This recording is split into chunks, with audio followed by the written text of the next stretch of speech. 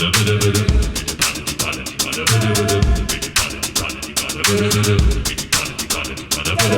in today's episode of the Maverick Mystic Arts podcast, we are going to discuss practice. And right from the beginning, some of the struggles we encounter, as well as the cycles that we go through when we're engaging in a spiritual practice. So we want to look at this as fuel and fire. If you take a match and you try to light a log on fire with it, it's very likely that flame, that spark of curiosity, excitement, inspiration will burn out on the log. However, if you light a small bit of tinder from there, some very light, soft kindling from there, little bigger twigs from there, bigger sticks, and on we go. Eventually, the soft nature of the fuels, the way they're able to burn easily, this allows that spark, that flame to grow. As this spark, this flame grows, it's capable of consuming more dense and difficult to burn substances, bigger sticks, bigger logs, etc. So, what does this mean in the practice? Well, instead of biting off more than we can chew and starting out by trying to meditate 6 hours a day, 12 hours a day, maybe we start with 1 5-minute session every day, right? You start by using that excitement, the spark of inspiration, etc., to burn a little bit of tinder, right? To just burn something easy, 5 minutes. Okay, and this is how we start. Now, any new activity we engage in requires discipline. I'm sure you've heard the saying that it takes no discipline to engage in or develop bad habits, and it takes a lot of discipline to develop good habits. Why? Because usually the better habits require consolidation of mind and the moving through resistance that builds up. Whereas the bad habits are about running away from resistance or disguising it or distracting ourselves from it. The good habits typically don't engage the frivolity of the senses to such a degree and require focus, right? They're not as easily grasping at the attention. So through this, we learn to train our ability to focus and to begin to consolidate the mental, astral, and vital bodies through focus. And that focus can be something as simple as doing something every day. So because of the aversion to this focus, to this task, to this consolidation of energy, we have to remember the consolidation of energy is usually accompanied by increases in perceptual existential pain, we might say. But that's the pain that any artist engages in when they sit down to write or to paint or to make music. You sit there, and if you, or however you do it, maybe you stand as you play the violin or whatever you're doing, you wait. Instead of distracting yourself, you wait and you allow that pain of dropping in to work its way through. And then that is almost like the toll that we have to pay to enter the creative space. And meditation is no different. In traditional Buddhist settings, sometimes they refer to this dropping in period as the flash in the pan, the first 15 to 20 minutes of a meditation session when you're beginning can be just require incredible amounts of discipline. So we develop discipline. This is the first phase, right, as we're practicing. Through the development of discipline, the mind learns, and the body, I guess we could say the nervous system, the subconscious, starts to learn that whatever you say you're going to do, you do. And so this has a lot of value because that part of you inside that whines all the time, it sort of isn't being fed. So it starts to decay. and eventually die off. Now, this can be very positive, and in the get after it type of mentality, if you're listening to people like that, well, there's a lot of great things that can come of it. You are in resistance to yourself, and you learn a lot of lessons in encountering that resistance. However, once you're able to learn the difference between fighting yourself and letting go of the part of yourself that is in resistance to what you're doing, then you encounter another problem, which is discernment. And this is the ability to essentially interpret the messages that might be coming through from ourselves, higher aspects of ourselves, etc. Because those things get shut down because of the habit of discipline that we've developed. So discernment within discipline can be very, very tricky, because if you haven't developed the discipline, how do you know that you're not just wimping out on yourself?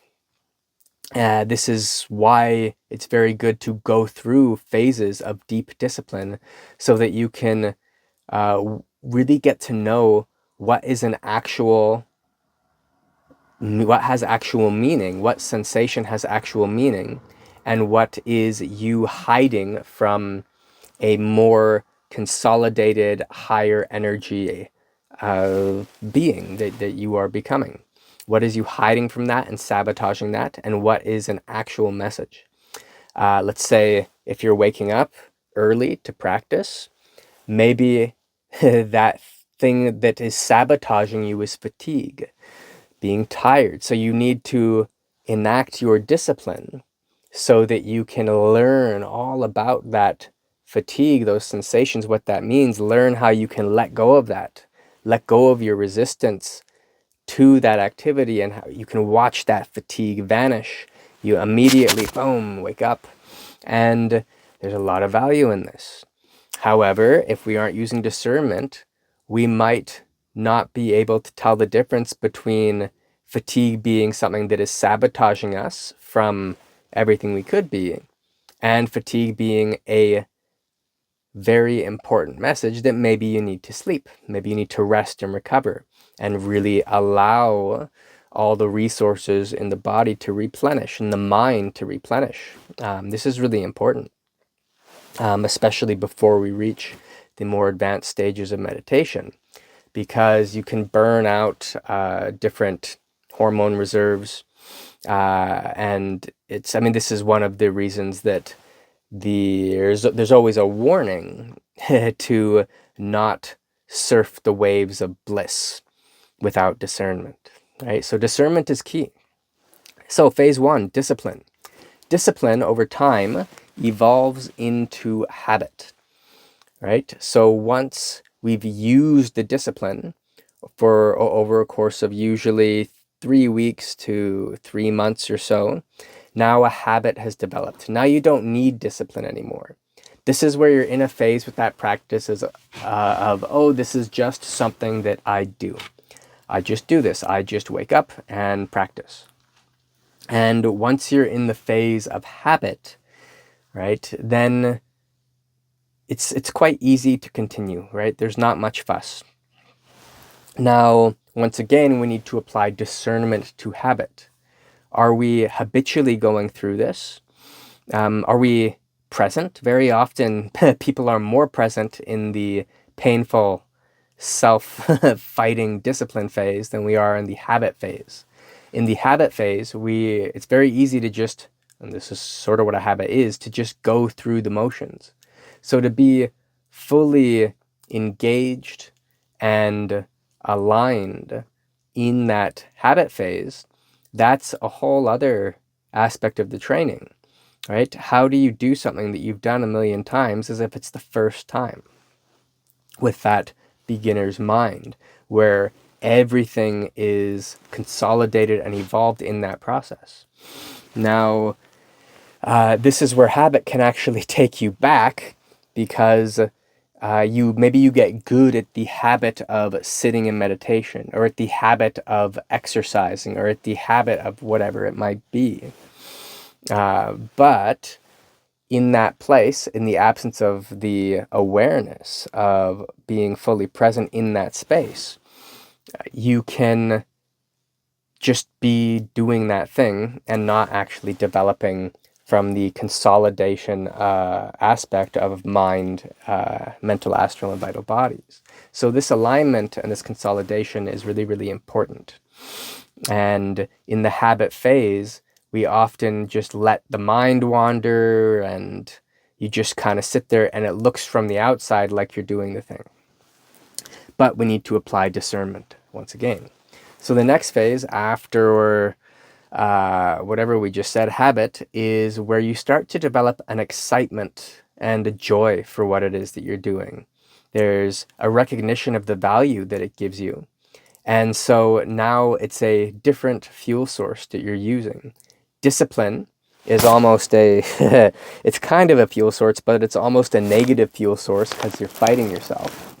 Then, right, so you're tugging against yourself. And then in habit, you're kind of both ends, the one holding you back and the one pulling you forward, both kind of, the one pulling you back sort of falls away, but the one pulling you forward also kind of falls away. So then you're just doing the thing in kind of a flat way. In the joy and excitement, now you start to get this forward movement where you're not really holding yourself back. You're recognizing the value of what you're doing, and so now you can't wait to do it. And part of this comes from the habit that we have developed. Let's say you're using a regimented timing and system. The habit develops, and let's say you do it at the same time every day. Pretty much, as far as I can tell, it's sort of based on the circadian rhythm. You start to wake up prior to getting started, and instead of it being, the alarm goes off and you're, gotta get out of bed, or the alarm goes off and you're like, oh, well, I guess I'm getting out of bed. The alarm goes off or doesn't even go off. You wake up before the alarm, excited and overjoyed to do the thing that you can't wait to do.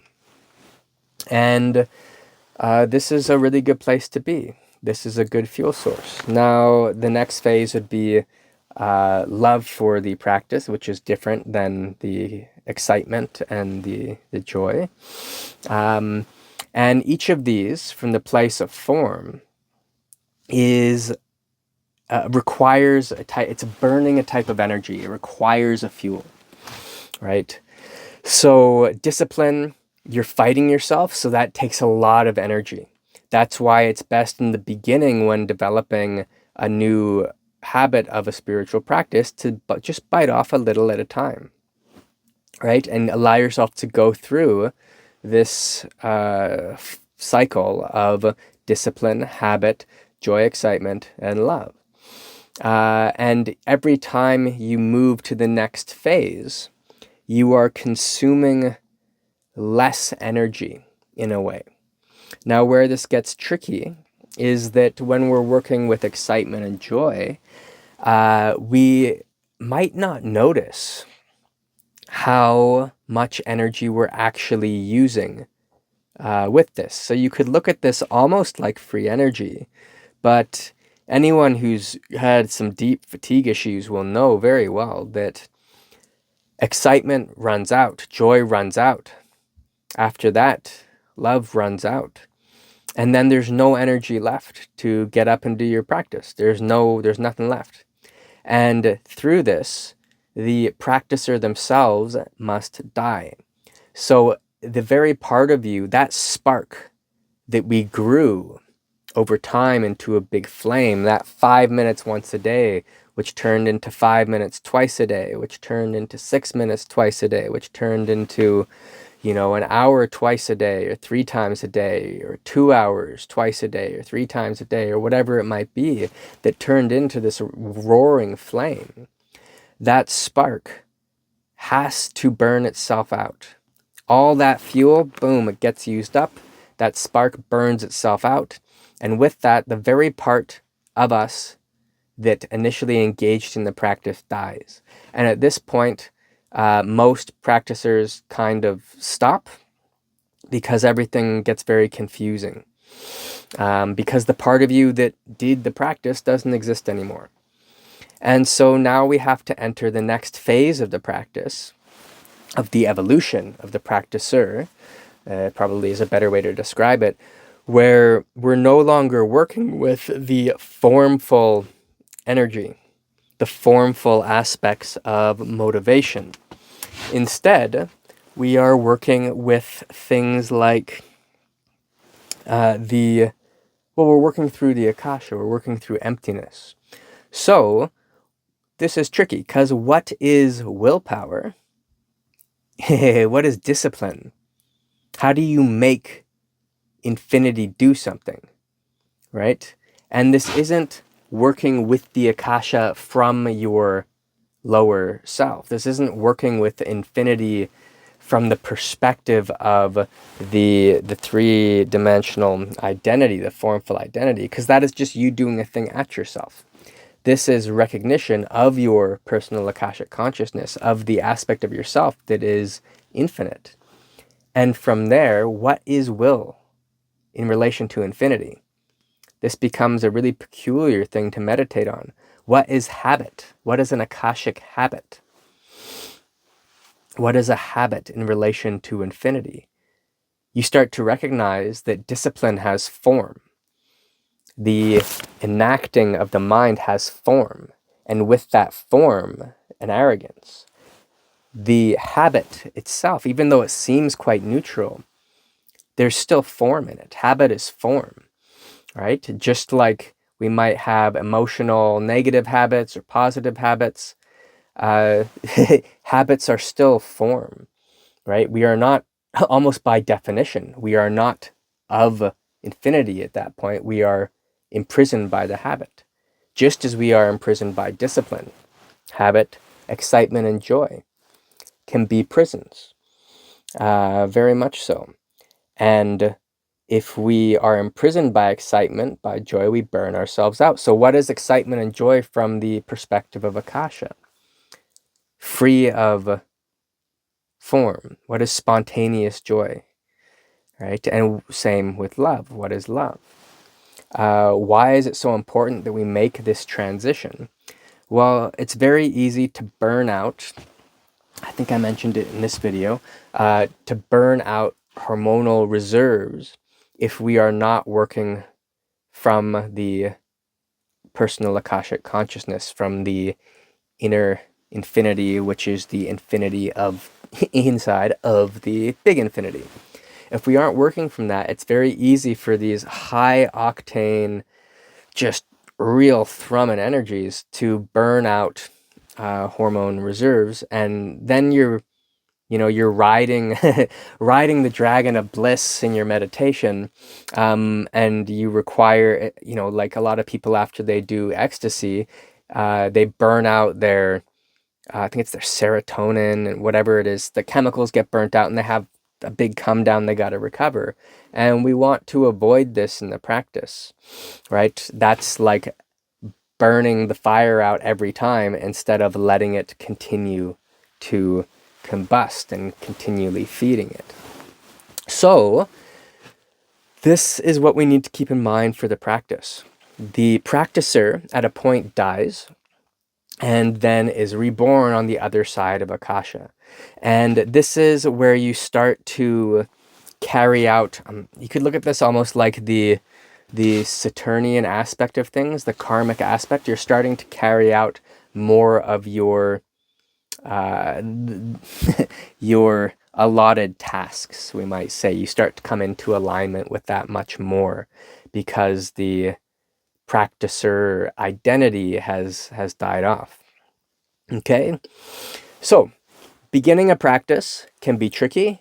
Use discipline. Allow discipline to transform into habit. Allow habit to transform into excitement and joy. Allow excitement and joy to transform into love for the practice you're doing. Allow this cycle to continue as you keep adding complexity and time to the practice so that you can develop a strong practice that burns bright, hot, and whatever the word is for, with stability, right? That burns stably. Now, that then evolves through the Akashic paradigm, and this is where all that form stuff disappears. If you were had an addiction to the time that you practice to all this stuff, you have to go through a phase where you really can't make yourself do anything, because making yourself do something is in contrast to the Akasha. And sometimes you need to go through a period of starting right back at the beginning, but from the Akashic relationship, which is a poor word, but from the Akasha, the infinity that is you and everything else, and then start to bridge that back into a few minutes at a time, and build up the flame. In this sense, it's more of the Akashic flame, we might say, the Akashic inspiration, the inspiration, the flame of infinity. And we build this, once again, almost like from the ground up. So you get then a spontaneous will, a spontaneous non-habitual habit, spontaneous excitement, joy, spontaneous love, but none of this is burning anything out, because it's not running through you, it's running through nothing, right? So it's kind of like if a flame was burning, but it couldn't burn out the fuel. It's now being fueled by something entirely different that isn't you. But in the beginning, it is you, usually. So anyway, hope you found this helpful, and hopefully it gets you started with the practice. And for those of you who are moving into more intermediate stages, the Akashic phase you might be going through, hopefully it helps you navigate that with a little bit more ease and without being too hard on yourself. The key here is really like go easy, and have fun with it. Go easy, and as always, we want to get out of our own way as much as we can. And the us that is getting out of our way needs to also get out of the way of infinity. All right, thank you for your time. If you're interested in training, there is a retreat coming up June 2026. This is a 30-day retreat. The first week is initiation into Hermetics. The second week is looking at Deity Yoga, invocation, and expanding the spheric magic to be added into the initiation nature magic. And then the last 2 weeks are really going deep into the Amrita, the nectar of the gods, and a lot of integrative practices to really bring all of this stuff together from the previous couple of weeks. So information on that is in the description, and hopefully I'll see you there. All right, thanks a lot. Bye.